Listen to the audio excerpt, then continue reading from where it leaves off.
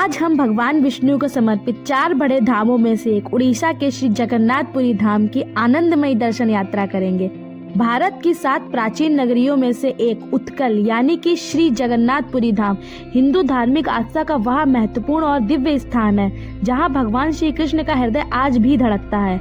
1800 साल से भी ज्यादा प्राचीन यह भव्य मंदिर भगवान श्री कृष्ण को समर्पित है, जिसे पुराने में धरती का बैकुंठ धाम कहा गया है। फोन को साइड में रखकर आराम से बैठ जाइए, क्योंकि मैं आपको पूरे धाम की यात्रा से जुड़ी सारी जानकारी के साथ जगन्नाथ मंदिर के इतिहास और मान्यताओं के बारे में कुछ बताने वाली हूँ, जिसे जानने के बाद नास्तिक भी आस्तिक में बदल जाएगा। बाकी भगवान में आस्था, श्रद्धा और विश्वास रखने वाले भक्तों की भक्ति और भी ज्यादा अटूट हो जाएगी। कहते हैं जिनका बुलावा आता है सिर्फ वही भाग्यशाली भक्त श्री जगन्नाथपुरी धाम आ पाते हैं। और अगर आप यह वीडियो देख रहे हैं तो इसका मतलब यह है कि बुलावा आपके लिए भी आ चुका है। चलिए जगन्नाथ के जयकारे के साथ यात्रा शुरू करते हैं। जय जय जगन्नाथ, जय बलदेवा, जय सुभद्रा। चलिए एकदम शुरू से शुरू करते हैं। तो सबसे पहला सवाल यह आता है कि आप जगन्नाथपुरी धाम आसानी से कैसे पहुँचे। यहाँ तक आने का सबसे अच्छा तरीका ट्रेन का है। ट्रेन के माध्यम से आप पुरी रेलवे स्टेशन तक बहुत ही आराम से पहुँच सकते हैं। यहाँ की कनेक्टिविटी बहुत ही ज़्यादा अच्छी है। हर प्रमुख स्टेशन से आपको डायरेक्ट ट्रेन पुरी के लिए मिल जाती है। पुरी रेलवे स्टेशन से जगन्नाथ मंदिर की दूरी मात्र 2 किलोमीटर रह जाती है। रेलवे स्टेशन के बाहर आते ही आपको ऑटो, टैक्सी, मैजिक मिल जाती है। ऑटो वाले आपसे पर पर्सन 120 रुपये चार्ज करते हैं, तो आप 120 रुपये देकर मंदिर के पास तक पहुंच सकते हैं। और वहीं अगर आप फ्लाइट से आना चाहते हैं तो पुरी का नियरेस्ट एयरपोर्ट भुवनेश्वर में है, जो लगभग 60 किलोमीटर की दूरी पर स्थित है। भुवनेश्वर पहुंचने के बाद में आप वहां से बस या टैक्सी के माध्यम से पुरी तक आ सकते हैं। बस में आपसे 80 से 100 रुपये पर पर्सन किराया चार्ज किया जाता है।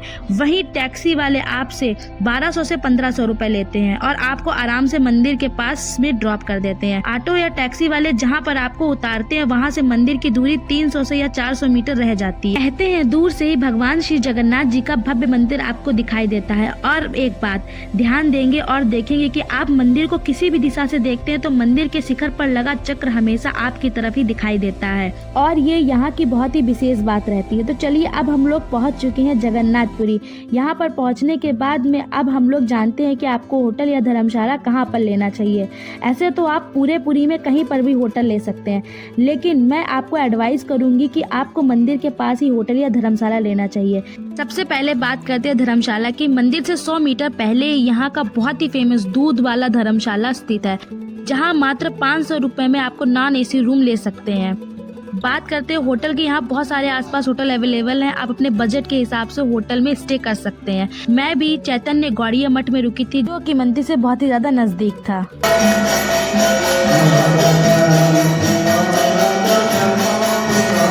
मंदिर दर्शन करने के लिए जगन्नाथपुरी में चारों ओर से प्रवेश द्वार है। सिंह द्वार, अश्व द्वार, व्याघ्र द्वार और हस्ती द्वार। लेकिन जो मुख्य प्रवेश द्वार है जहां से दर्शनार्थी दर्शन करने के लिए जाते हैं, यह है पूर्व द्वार। इसके अलावा जो बाकी के 3 द्वार हैं वो अलग अलग कारणों से बने हुए हैं। जो दक्षिण द्वार है वहां से पुजारी आ जा सकते हैं और जगन्नाथ जी का भोग प्रसाद आता जाता है। अभी हम पहले दर्शन करते हैं और पहले आपको बताते हैं कि किस तरह से मंदिर के अंदर प्रवेश करना है। तो मंदिर के अंदर जाने से पहले यहाँ पर आसपास में मोबाइल लॉकर की सुविधा भी है। आप वहाँ पर सामान सबमिट कर सकते हैं। मोबाइल और किसी भी तरह का इलेक्ट्रॉनिक गैजेट मंदिर के अंदर अलाउ नहीं है। 10 से 20 रुपए में आपका सामान सबमिट हो जाएगा। तो चलिए चलते हैं मंदिर की तरफ। तो सबसे पहले आपको ये सामने जो हमारे दिख रहा है इसे कहते हैं सिंह द्वार। पूर्व दिशा में है ये, यहीं से आपको प्रवेश करना है। और सिंह द्वार के सम्मुख जो आपको यहाँ पर दिख रहा है इसे गरुड़ स्तंभ नहीं अरुण स्तंभ कहते हैं। अरुण स्तंभ यहाँ पर इसलिए कहते हैं क्योंकि यह स्तंभ कोणार्क के सूर्य मंदिर से लाया गया था, जो कि भगवान सूर्य के वाहन चालक हैं, तो इसलिए इसे अरुण स्तंभ कहा जाता है। इसकी प्रदक्षिणा करके सिंह द्वार को प्रणाम करके द्वार में प्रवेश करने पर आपको दाहिनी ओर पतित पावन श्री जगन्नाथ जी के विग्रह के दर्शन होते हैं। तो मंदिर के बाहर से दूर से ही भगवान श्री जगन्नाथ जी के इस स्वरूप के आपको दर्शन हो जाते हैं, क्योंकि मुख्य मंदिर के अंदर केवल हिंदी भक्तों का ही प्रवेश है। तो यहाँ तो हो गया मंदिर में जब आपने प्रवेश करना है, किस तरह से करना है। अब हम सबसे पहले जगन्नाथ जी के दर्शन कर लेते हैं। जय जय जगन्नाथ, जय बलदेवा, जय सुभद्रा। तो फाइनली हमारे इतने प्यारे प्यारे दर्शन हुए जगन्नाथ महाराज जी के। और आपको बहुत प्यारे दर्शन कराए। हमारे पीछे ही हमारे जगन्नाथ जी का ध्वज, कहते हैं जिनको मंदिर के अंदर दर्शन नहीं होते वो ध्वज के दर्शन कर लेता, मतलब उसके जगन्नाथ जी के दर्शन पूरे। चलिए दर्शन करिए। हम लोगों को भी दर्शन बहुत प्यारे हुए हैं। देखिए हम प्रत्यक्ष रूप से दर्शन कर रहे हैं, आप मानसिक रूप से ये समझ लीजिए आप जगन्नाथ जी में खड़े हैं और बहुत बहुत बड़ा दर्शन हो, और आप भी बहुत जल्दी जगन्नाथ जी आए। जय जगन्नाथ। मंदिर में प्रवेश करने से पहले आप जो मंदिर के ऊपर लहराता हुआ ध्वज देख पाते हैं उसका बहुत ही महत्व है। उसकी 3 विशेषताएं मैं आपको यहाँ पे बता रही हूँ। पहली विशेषता, यह ध्वज जो लहरा रहा है ये बिल्कुल विपरीत दिशा में लहरा रहा है। वैसे जो समुद्र की तरफ हवा का रुख है, लेकिन ये उनकी उल्टी दिशा में ये ध्वज लहरा रहा है। ये पहली विशेषता। दूसरी विशेषता, ध्वज के 3 रंग आपको यहाँ पर दिख रहे हैं, लाल, पीला और सफेद। लाल रंग माँ सुभद्रा को दर्शाता है, सफेद रंग बलराम जी को और पीला रंग जगन्नाथ जी का प्रतीकात्मक है।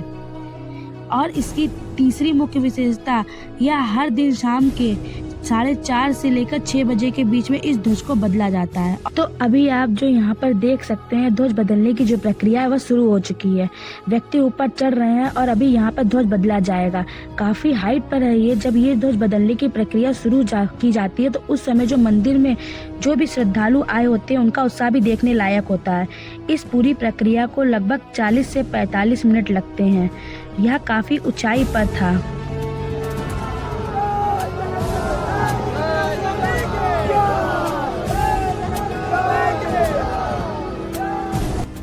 इसके बाद उसी ध्वज के ऊपर अगर आप बड़े ध्यान से देखें तो नील चक्र आपको दिखाई दे रहा होगा। ये जगन्नाथपुरी की दूसरी मुख्य विशेषता है। ये नील चक्र जो है अष्ट धातु से बना हुआ है और इसे भगवान श्री कृष्ण का सुदर्शन चक्र भी माना जाता है। और इसकी जो खासियत है कि आप जगन्नाथपुरी धाम के किसी भी कोने से इसको देखेंगे, आपको ऐसा लगेगा कि ये बिल्कुल सामने से आप इसको देख रहे हैं। ये नील चक्र कई सालों से जगन्नाथपुरी धाम के ऊपर ऐसे ही विराजमान है और इसको किसी भी तरह का कोई भी जंग भी नहीं लगा। जगन्नाथपुरी के इस ध्वज के जो विपरीत दिशा में लहराने का जो कारण है वह हम आज आपको बताते हैं। कथा के अनुसार नारद मुनि जब एक बार भगवान विष्णु और महालक्ष्मी जी को मिलने के लिए पुरी धाम आते हैं तो दोनों को उदासीन देखकर उनकी उदासीनता का कारण पूछते हैं। तो भगवान श्री हरि विष्णु बताते हैं कि समुद्र के शोर की वजह से वो वहाँ मंदिर के अंदर विश्राम नहीं कर पाते। तो यह बात नारद मुनि जाकर हनुमान जी को बताते हैं और हनुमान जी इसका उपाय खोजने के लिए सबसे पहले अपने आप को 2 भागों में विभाजित करते हैं और फिर वे वायु से भी तेज गति से मंदिर के आसपास चक्कर लगाने लगे, जिससे वायु का ऐसा चक्र बना कि समुद्र की ध्वनि मंदिर के भीतर न जाकर मंदिर के आसपास ही घूमती रहती है और मंदिर में श्री जगन्नाथ जी आराम से विश्राम करते हैं। यही कारण है तभी से मंदिर के सिंह द्वार में पहला कदम प्रवेश करने पर ही आप सागर द्वारा निर्मित किसी भी ध्वनि को नहीं सुन सकते। इसे शाम के समय तो बिल्कुल ही स्पष्ट रूप से अनुभव किया जा सकता है। और उसी के बाद से ही वो जो ध्वज है यहाँ पर विपरीत दिशा में लहराता है। अश्व द्वार के बाहर ही आपको यहाँ पर बजरंगबली जी का वहाँ मंदिर के दर्शन भी होंगे, जिसे यहाँ पर कनपटा मंदिर कहा जाता है। तो अब बात कर लेते हैं कि मंदिर के मुख्य गर्भगृह में आपको कौन कौन से इष्ट देव के दर्शन होते हैं। जब आप दर्शन करने के लिए आएंगे तो बहुत ही ध्यान से इन तीनों प्रतिमाओं के दर्शन करें। यहाँ पर श्री जगन्नाथ जी एवं बलराम जी की प्रतिमाओं में पैर नहीं है। सुभद्रा जी की मूर्ति में हाथ और पैर दोनों नहीं है। जगन्नाथ और बलराम जी के हाथों में पंजे भी नहीं है। और अभी जो हमने गर्भगृह में मुख्य दर्शन किए, तो वैसे तो आप भारत के किसी भी मंदिर में जब प्रतिमा के दर्शन करते हैं तो वहाँ पे वो पत्थर से निर्मित होती है, किसी और अन्य पदार्थ से निर्मित होती है, लेकिन ये सभी जो प्रतिमाएं निर्मित है नीम की लकड़ी से निर्मित की जाती हैं। यहाँ पर इन प्रतिमाओं को हर 12 साल के बाद यहाँ पर बदला जाता है। उन्हें कलेवर महोत्सव कहा जाता है। इन प्रतिमाओं को बदलने की पूरी जिम्मेदारी पुरी के मुख्य पुजारी की होती है, लेकिन उन्हें भी उस समय मंदिर के अंदर पट्टी बांध के जाना होता है। विग्रहों को बदलने के दौरान पुजारी विग्रहों के अंदर से कुछ पदार्थ निकालते हैं, जिससे परम पदार्थ कहा जाता है, और नई विग्रह में रख देते हैं। यह परंपरा मंदिर के स्थापित होने के समय से चली आ रही है। ऐसा माना जाता है कि जो ब्रह्म पदार्थ है वो श्री कृष्ण जी का हृदय है और यह उसी अवस्था में आज भी धड़क रहा है, जिसे ब्रह्म पदार्थ कहते हैं।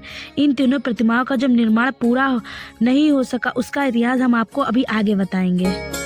जगन्नाथपुरी धाम का ये भोग प्रसाद विश्व प्रसिद्ध है और आपको एक एक करके बताते हैं कि कैसे इस भोजन को भोग प्रसाद को तैयार किया जाता है और फिर आनंद बाजार से यहाँ प्रसाद लेते हैं। तो बात करें कि जगन्नाथपुरी में मिलने वाले इस महाप्रसाद को इसे आनंद बाजार में दिया जाता है। जब आप दर्शन करने के लिए जाते हैं तो आप इस आनंद बाजार में प्रवेश करने की अनुमति मिलती है। तो ये अधिकतर यहाँ पर जो भात और खिचड़ी का भोग लगता है जिसे महाप्रसाद कहते हैं और इसे स्थानीय भाषा में कुछ लोग अटका भी कहते हैं। और ये महाप्रसाद व्रत पर्व आदि के दिनों में भी लिया जाता है। कहा जाता है कि जगन्नाथपुरी में अगर कोई भी किसी के घर में कोई फंक्शन है, किसी भी तरह का कोई समारोह है, तो इसी मंदिर से वह महाप्रसाद लोग अपने घरों में ले जाते हैं। तो इस महाप्रसाद की एक एक करके आपको विशेषताएं बताते हैं कि यह महाप्रसाद क्यों दुनिया में विश्व विख्यात है। सबसे पहले तो इस महाप्रसाद को जो बनाया जाता है वो 7 मिट्टी के बर्तनों में बनाया जाता है। एक के ऊपर एक 7 मिट्टी के बर्तन रखे जाते हैं। लेकिन आश्चर्य की बात यह है कि जिस मिट्टी के बर्तन को जो कि सबसे ऊपर वाला होता है, सबसे कम आंच लगती है, वो सबसे पहले तैयार होता है और जिस मिट्टी के बर्तन को जो सबसे नीचे होता है, सबसे अधिक आंच लगती है, उसका महाप्रसाद सबसे अंत में तैयार होता है।